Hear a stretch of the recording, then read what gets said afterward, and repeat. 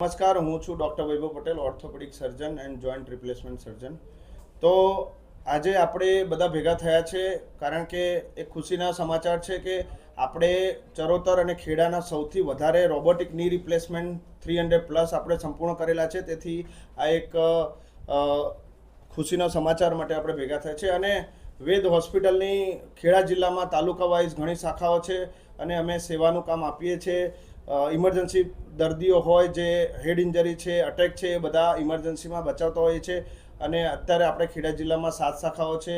ખેડામાં, ખાતરજમાં, મહેમદાવાદ, મહુધા, ડાકોર, પણસોરા, કઠલાલ અને જે મેઇન શાખા છે નડિયાદ છે, વસો અને ખેડા પ્રોપર. અને અમારા ત્યાં આયુષ્માન યોજનાનો પણ તમે લાભ લઈ શકો છો. નવજાત બાળક જન્મેલા હોય, પથરીના ઓપરેશન છે, તે ઉપરાંત ઓર્થોપેડિકની સારવાર છે, તે બધી જ આપણે આયુષ્માનમાં સરકાર, મોદી સરકાર સાહેબના મદદથી આપણે અહીંયા કાર્યરત છે. અને સૌથી સારી વસ્તુ એ છે કે અમને પોતાને અપડેટેડ રાખીએ છીએ. જેમ કે આ રોબોટિક સર્જરી છે તે ખૂબ જ ઓછી જગ્યાએ અવેલેબલ હોય છે અને ખેડા જિલ્લાનો સૌપ્રથમ હું રોબોટે 1.25 વર્ષ પહેલાં લાવ્યો હતો અને ઘણા બધા દર્દીઓને ઓછા રેટમાં આ સેવા મળી રહે છે.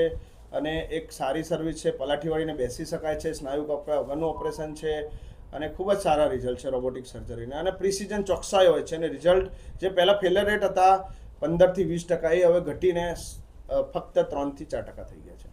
જે શિશુ, નાના શિશુ જન્મતા હોય છે અને એમને પેટીમાં મૂકવાની કઈ સુવિધાઓ? તો એક એવી સરકારની આયુષ્માન યોજના હેઠળ NICUમાં નિયોનેટલ કેરની એક સુવિધા છે જેમાં સરકાર 24 કલાકના લાભાર્થીઓને લાભ આપતી હોય છે. જ્યારે પણ બાળક જન્મે છે ત્યારે નવજાત બાળકને પેટીમાં રાખવા માટે તદ્દન નિઃશુલ્ક દવા, કોઈ પણ ખર્ચા વગર એની સારવાર થતી હોય છે.